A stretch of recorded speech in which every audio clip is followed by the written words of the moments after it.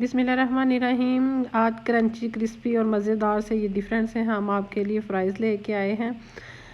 अस्सलाम वालेकुम, कैसे हैं आप सब? उम्मीद है सब खैरियत से होंगे जी। इस रेसिपी को ट्राई करिएगा रमज़ान में भी और वैसे भी बच्चों को बना के दीजिएगा, बहुत मज़े के ये फ़्राइज़ बनते हैं। सबसे पहले हमने ले लिए हैं 3 आलू, उसको हमने पीलर के साथ ऐसे आप देख रहे हैं लंबाई के रुख हमने पील कर लेना है। इससे ये होता है कि एक तो साइज़ आपका तकरीबन एक जैसा कटता है। अब जी हम अगर जिनके पास पीलर नहीं है वो इसको छुरी के साथ भी, ना तो ये बहुत मोटा हो ना ये बहुत बारीक हो, नॉर्मल सा इसको काट लेना है। ठीक है जी, छुरी के साथ ज़रा ज़्यादा मुश्किल है थोड़ा सा, लेकिन जो छुरी ज़्यादा तेज़ लगी होगी उसके साथ आराम से ये हो सकते हैं। ऐसे इनके स्लाइसिस बना लेने हैं और इनको आपने फैला लेना है। बिल्कुल इनको वॉश नहीं करना कोई, इनको आपने पानी से जो जैसे ही आपने काटे हैं सेम उसी तरह इनको ऐसे आपने डिश में रख के ऊपर जो कॉर्नफ्लोर है ना वो आप इसके साथ स्प्रिंकल करिएगा। ठीक है, ये क्योंकि ये फिर इवनली सा आपके ऊपर स्प्रेड हो जाएगा। और दोनों तरफ से इसकी कोटिंग ज़्यादा करिएगा ना तो फिर ये होगा कि एक तरफ से उठा के तो दूसरी तरफ से उसको इसका ये वाला ही मिक्सचर जो है ना कॉर्नफ्लोर का जो पाउडर है वो दूसरी तरफ भी लगा देंगे।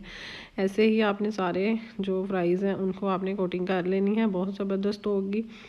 मैंने इनको कोई वॉश नहीं किया, कोई नमक कुछ नहीं लगाया। देखिएगा कितने मज़े के और ज़बरदस्त से आपके ये क्रिस्पी से फ्राइज़ बनेंगे और डिफरेंट से भी।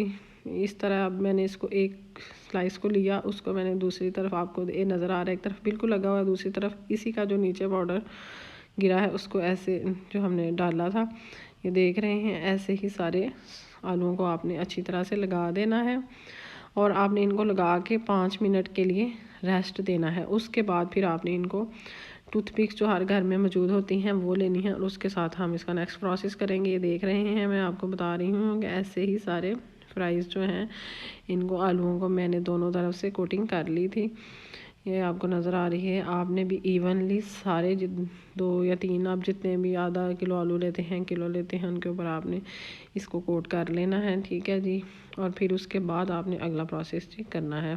ठीक है, ये देख रहे हैं बिल्कुल कोई साल्ट वगैरह मैंने नहीं डाला था। अब मैंने इसको रोल किया, रोल करके ये टूथपिक इसके अंदर घुसा दी। आप चाहें तो इसको एक भी करके फ्राई कर सकते हैं लेकिन वो बड़ा टाइम सा लगेगा, तो आप एक स्टिक के ऊपर 3 भी आराम से कर सकते हैं सेट।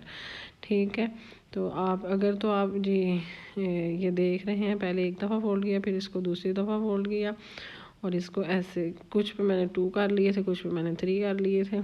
तो इस तरह ही आपने सारे आलूओं को क्या करना है, लेकिन आपने इन आलूओं को 5 मिनट रेस्ट ज़रूर देना है। ठीक है, फिर ये जो है ना आलू वो आपके ज़रा सॉफ्ट हो जाएंगे और आराम से टूथपिक के ऊपर फोल्ड होकर लग जाएंगे। वैसे आलू टूट सकता है लेकिन इस तरह आलूओं का जो कॉर्नफ्लोर हमने लगाया था वो भी बड़ा परफेक्टली उसके ऊपर तो कहते हैं ना बैठ जाएगा, स्टक हो जाएगा उसके ऊपर, वैसा हो जाएगा। ठीक है जी, ऐसे ही सारे आलू आपने फोल्ड करके स्टिक के ऊपर लगाते जाने हैं। ये रमज़ान में बनाइएगा, बच्चों को खिलाइएगा, बहुत ज़बरदस्त ये रेसिपी बनेगी। बिल्कुल इन आलूओं का टेस्ट जो है ना वो थोड़ा थोड़ा लेस की तरह का आएगा। मुझे तो लगता है लेस वाले भी शायद यही जो ट्रिक का यूज़ करते हैं। ऐसे जी हमने सारे आलू कर लेने हैं। ये जी हमारे अब आलू रेडी हैं, ये देख रहे हैं। अब कॉर्नफ्लोर बहुत अच्छा इसके ऊपर स्टिक हो गया है।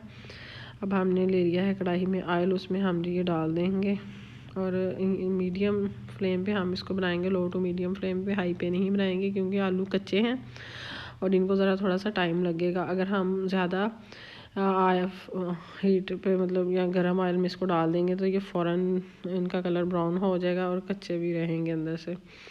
ठीक है जी, क्योंकि ये आपको नज़र आ रहा है ये फोल्ड हुए हुए हैं, इनको सारी साइडों से अच्छी तरह पकना चाहिए। आपको नज़र आ रहा है अब ये आए कलर आहिस्ता आहिस्ता अपना करना इन्होंने चेंज शुरू कर दिया है। ये बिल्कुल इस तरह गोल्डन लाइट गोल्डन ब्राउन से हो जाएंगे। आप इस तरह के कलर के खाना चाहते हैं तो ऐसे कुछ लोग ज़्यादा ब्राउन करते हैं तो वो उस तरह के कर लें, लेकिन ये परफेक्ट उनका मतलब हो गया है कलर और टेस्ट भी इसका परफेक्ट होता है। इसको हम कर लेंगे डिश आउट।